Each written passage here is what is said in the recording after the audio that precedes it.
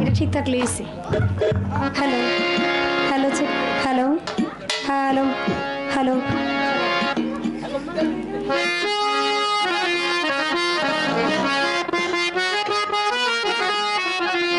যাই হোক, আমার দাদা ভাইকে অনেক অনেক ধন্যবাদ। আমার যে কথাগুলো ছিল উনি ওনার সাধ্য অনুযায়ী আমার কথাগুলো শেষ করলেন। শেষ করে আমার কাছে জিজ্ঞাসা করলেন, 14 পোয়ায় গঠিত এই দেহখানা, 14 14.5 ভাই, এটা মতভেদ, এটা ডাইরেক্টলি কেউ কইতে পারবো না। ভাইও একবার 14 কইছে, আর একবার 14.5 কইছে, তাই না? তো বিশেষ করে 14 পোয়াই ধরলাম, আর মতান্তর হইল অর্ধেক। মতান্তর এই বিষয় নিয়ে পুতুল দাওয়ানও কইতে পারবো না, পুতুল দাওয়ানের আব্বাও কইতে পারবো না, এটা অনেক গভীরে। তো ভাই কইল 14 পোয়া, এই 14 পোয়ার 14 জন মুকাম আছে, এই 14 মুকামের নাম কি? গেল সে কথা। আরেকটা প্রশ্ন করে গেলেন, আপনি একটু বলবেন আপনার মারফতের দুরুদটা কি? ভাইরে আমি প্রশ্ন করছিলাম কালেমার বিষয় নিয়ে, মনে আছেন আপনার গো? আমার ভাই খুবই সুন্দর চমৎকার ভাবে বললেন যে পুরা কোরআনটাই হইল কালেমা, পুরা কোরআনটাই হইল কালেমা। আমি বলবো যে ভালোই জবাব দিয়েছে আমার ভাই, আমি অস্বীকার করব না। তবে দাদা ভাই আমার কথা ছিল এই জায়গায়, আমার ভাই বলছে পবিত্র কোরআনের ভাবে, আরে আব্বার আরে ভাই বললেন পবিত্র কোরআনের ভাবে, কোরআনের মাঝে একত্রিত ভাবে কালেমাটা নাই। কালেমা পাওয়া যায় যেটা হলো আমরা কায়দার মাধ্যমে আমরা পাই। আমি কিন্তু আমার ভাইকে বলছিলাম যদি পবিত্র কোরআনে একত্রিত ভাবে যদি কালেমাটা যদি না থাকে, ইহার কারণটা কি? নিশ্চয়ই তার একটা অবশ্যই কারণ আছে, যার কারণে পবিত্র কোরআনে একত্রিত ভাবে এই কালেমাটা আসে নাই। কারণ আমি যতটুকু জানি এই কালেমা পড়ে আমরা মুসলমান হই, এই কালেমা পড়ে আমরা পবিত্র হই। আল্লাহ পাক নিজেই ঘোষণা করেছেন এই কালেমার এতই তাৎপর্য যেটা আসমান হইতে জমিন পর্যন্ত ইহার অনেক তাৎপর্য, যা বলে আমরা শেষ করতে পারবো না। তো ভাইকে বলবো, ভাই আমার এই প্রশ্ন করছে, আপনি একটু বলবেন যে মারফতের দুরুদটা কি? আবার বলতেছে যদি বলেন যে গুরু নামধারী যদি বলেন আমি সবকিছু নিব না। আমার ভাইকে বলতে চাই, ভাই গুরু ধরা লোক যারা, তাদের কাছে তার গুরুই সবকিছু। নামাজ রোজা হজ যাকাত কালেমা যাই কিছু বলেন, কালেমা যেমন পড়ার বস্তু, কালেমা আমার মারফতে বলে কালেমা ঠিক তেমনি হবে দেখার বস্তু। এই কালেমা যেমন আগে বুঝতে হবে তেমনি ভাবে আগে দেখতে হবে। এখন আপনি কার মাঝে কালেমা দেখবেন? আমি আমার মুর্শিদের মাধ্যমে আমি আমার কালেমা দেখি, এটা আপনার জন্য না হইতে পারে। এখন আমার ভাই বলতাছে যদি এই গুরুর বিষয় যদি বলেন এটা আমি নিব না, আপনি না নিলে আমার পুতুল দাওয়ানে কিছু করার নাই। আরেকটা কথা, তার মানে বোঝা যায় আমরা যারা মারফত করি তাদের আলাদা একটা দুরুদ আছে। এসব কথা আল্লাহর রাস্তায় পুতুল দাওয়ানের কাছ থেকে পাইবেন না। কেন পাইবেন না? শুনেন, শরীয়ত তরিকত হাকিকত মারিফত পবিত্র কোরআনটা শুধু যদি বলেন যে শরীয়তের জন্য, দুরূদ শরীফ শুধু শরীয়তের জন্য, এটা পুতুল দাওয়ান মানে না।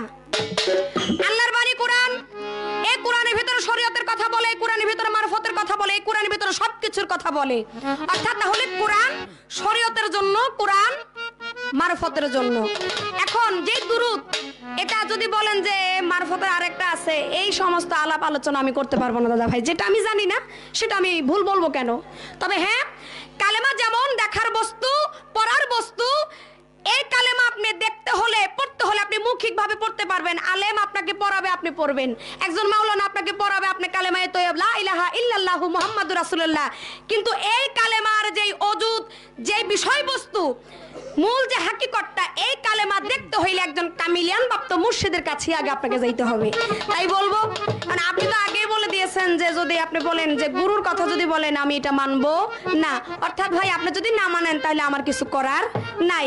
এখানে আমরা যারা গুরু ধরা লোক, তাদের জন্য গুরুই হলো তার কালেমা, গুরুই হলো তার নামাজ, গুরুই হলো তার সবকিছু। গুরু যাই বলে সে তাই পালন করে, ইহার চাইতে আর বেশি কিছু এই ফকিরের নাই। আপনি আমাকে যে প্রশ্নটা করেছেন আমি সেই প্রশ্নের জবাবে চলে যাব। আর আমার দাদা ভাই ওমর ভাই সে আমাকে একটি গানের জন্য আদেশ করেছে, যে গানটা হলো আমাদের সেই ভারতের অসীম বাউলের লেখা গানটা। যেহেতু আমি মারফত নিয়ে গান করছি, গানটা আমার পালাই পড়ে, সেজন্য সাহস পাইলাম আর কি গানটা গাওয়ার জন্য। আবার এদিক দিয়ে বলতেছে পুতুল দেওয়ান, এই মানিকগঞ্জ এলাকায় মানুষ কিন্তু তত্ত্ব দিয়ে আপনারা বুঝাইতে পারবেন না মানুষকে, এটা সত্য বাজান। এটা তত্ত্বেরই এলাকা, এখান থেকেই মানুষ শিখে, মানুষ এখান থেকে কিছু নেয়। তো এখানে এসে আমরা বুঝাবো, আমি আগেই সকল সাধু গুরুজনের কাছে মাপ চেয়েছি যে বাজান আপনাদেরকে জ্ঞান দেবে এরকম সাধ্য ক্ষমতা আমার নাই, তবু পালার ক্ষেত্রে যেটা চলে আসে সেটা অবশ্যই বলতে হবে।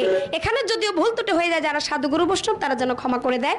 তাই এবার আমার ভাই যে গানটার জন্য বলেছে, আর আমার আলেম যিনি, তিনি যেন আমার এই গানটা যেন একটু লক্ষ্য করে গানের মাঝে কি বলে, তারপর আমি আমার ভাইয়ের কাছে প্রশ্নের জবাব দিয়ে দু একটি কথা আমিও জানার জন্য চেষ্টা করবো।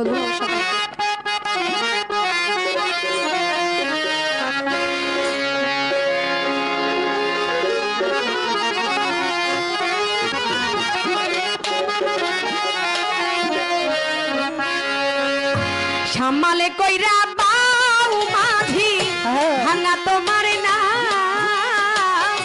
তরঙ্গে ভৈরাছে ধরিয়া, নাজমুল সরকার তরঙ্গে ভৈরাছে ধরিয়া, হেইয়ো ও হেইয়ো ও হেইয়ো হেইয়ো। আরে সামালে কইরা বাউ মাঝি ভাঙা তোমার না, তরঙ্গে ভৈরাছে ধরিয়া, ওমর ভাই তরঙ্গে ধইরাছে ধরিয়া, সামাল কইরা বাজি ভাঙা তোমার তরঙ্গে ধইরাছে ধরিয়া, মাঝি তরঙ্গে ধইরাছে ধরিয়া। দক্ষিণেতে পাগলা পাবো মেঘ কইরাছে ভারী মাঝি,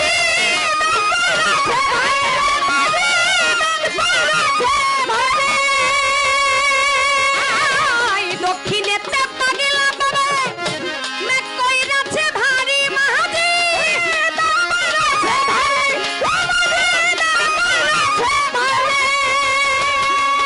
আরে ঠিক রাখিও হাইলের চাকা, ঠিক রাখিও গাড়ি, ঠিক রাখিও হাইলের চাকা, ঠিক রাখিও, ও ভাই ঠিক রাখিও হাইলের চাকা, ঠিক রাখিও গাড়ি, তোমার মাছ দরিয়ায় ডুবিলে তরি, মাল দরিয়া ডুবলে তরি, মাছ দরিয়ায় ডুবিলে হে তরি, কেতুল হে দরিয়া রে, তরঙ্গে তরঙ্গে তরঙ্গে ভৈরাছে ধরিয়া, মাঝি তরঙ্গে ভৈরাছে ধরিয়া, হেইয়ো ও হেইয়ো ও হেইয়ো হেইয়ো। এই সামাল কইরা বাজি ভাঙা তোমার না, তরঙ্গে ধইরাছে ধরিয়া, মাঝি তরঙ্গে ধইরাছে ধরিয়া। প্রতি মাসে 3 দিবসে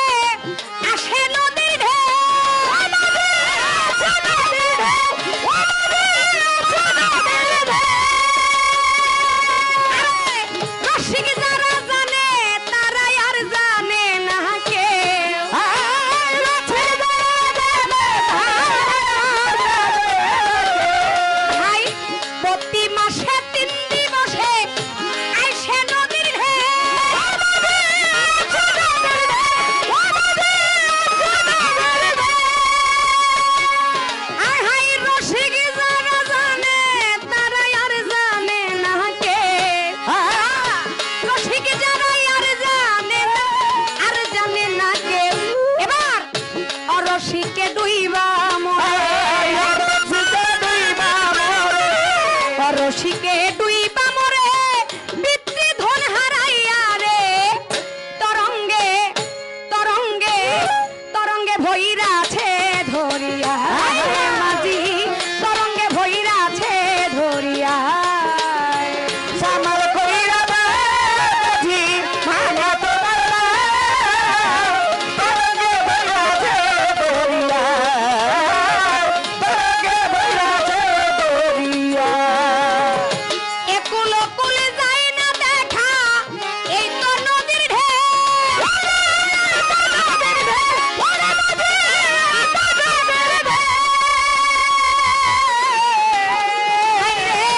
একুল কুল যায় না দেখা এই তো নদীর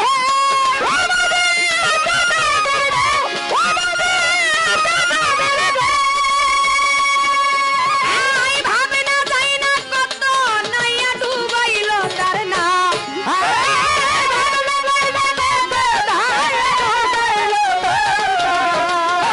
ভাবে না যায় না কত নাইয়া ডুবাইল তার নাম এবার বাম কাটালে তোরি চালা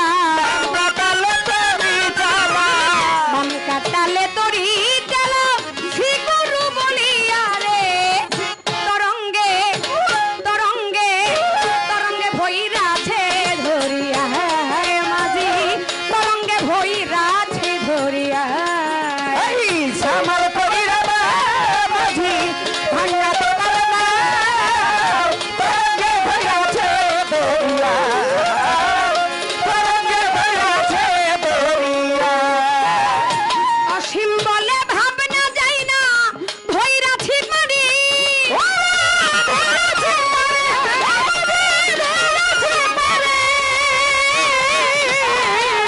ওরে ভাই অসীম বলে ভাবনা যায় না ভৈরাছি মারি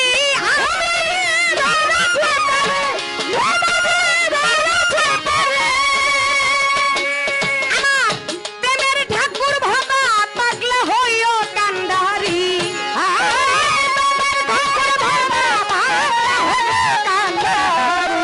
দেখো প্রেমের ঠাকুর ভাবা পাগলা হইও কান্ডারি আরে ডুবে জানেন ভাঙ্গা তরি ডুবে না যেন ভাঙা দরি ডুবে না যেন ভাঙ্গা তরি নদীর তরঙ্গে পড়িয়া রে তরঙ্গে তরঙ্গে তরঙ্গে ভৈরাছে ধরিয়া মাঝি তরঙ্গে ভৈরাছে ধরিয়া সামাল কইরা মাঝি ভাঙা তোমার তরঙ্গে ভৈরাছে দরিয়া মাঝি তরঙ্গে ভৈরাছে দরিয়া একুল কুল যায় না দেখা এই তো নদীর ভাব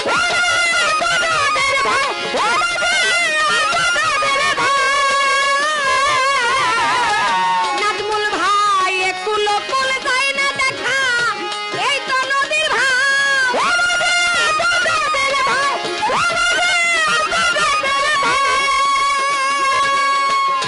ওরে ভাবে ভাবনা যায় না কত নাইয়া ডুবাইল তার নাম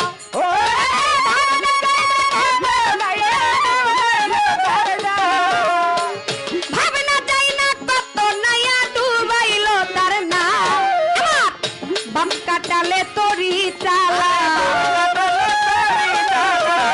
বাম কাটালে তোরি চালা তোমার শিগুরু বলিয়া রে তরঙ্গে ভৈরাছে ধরিয়া মাঝি তরঙ্গে ভৈরাছে ধরিয়া আরে সামাল কইরা মাঝি ভাঙা তোমার তরঙ্গে ভৈরাছে দরিয়া দরিয়া মাঝি তরঙ্গে ভৈরাছে দরিয়া আমার ভাই যে প্রশ্ন আমাকে করে গেল এটা হইল দেহ বিষয় আলাপ আলোচনা আপনি যতই আত্মতত্ত্ব সম্বন্ধে যত জানবেন ততই আপনি পাবেন তবু আমার ভাই যে প্রশ্ন আমাকে করে গিয়েছে যে সেই মোকামগুলোর নাম কি আমার দলিলের মাধ্যমে প্রমাণ করে সেই মোকামের নাম হচ্ছে লাহুদ নাসুদ মুলকুত জবরুত আকওয়া মোকামে হাহুদ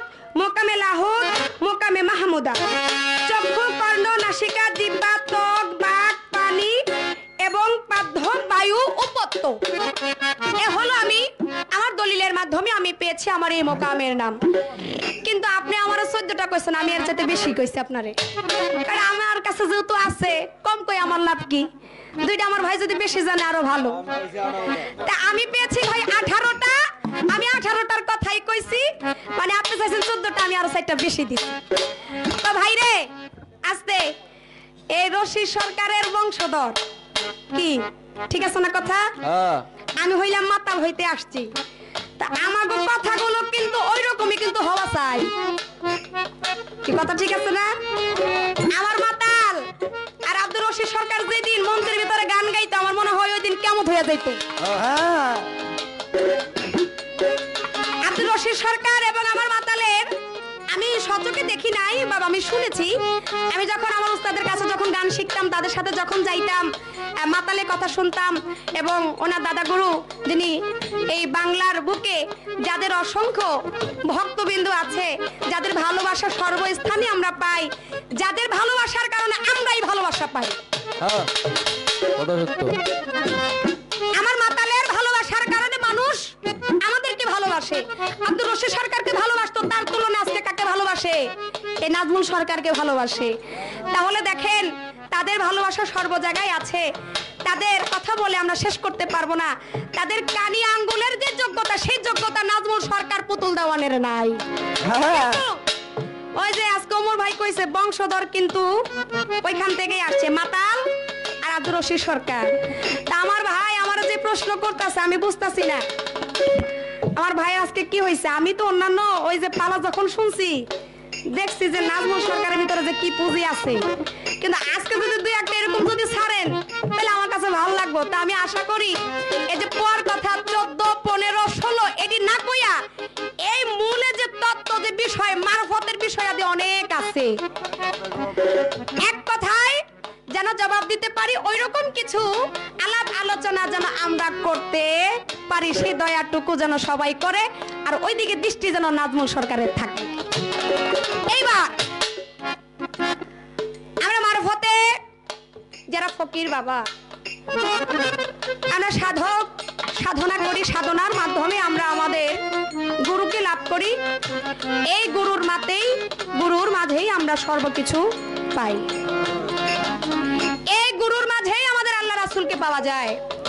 এটা কেন বললাম?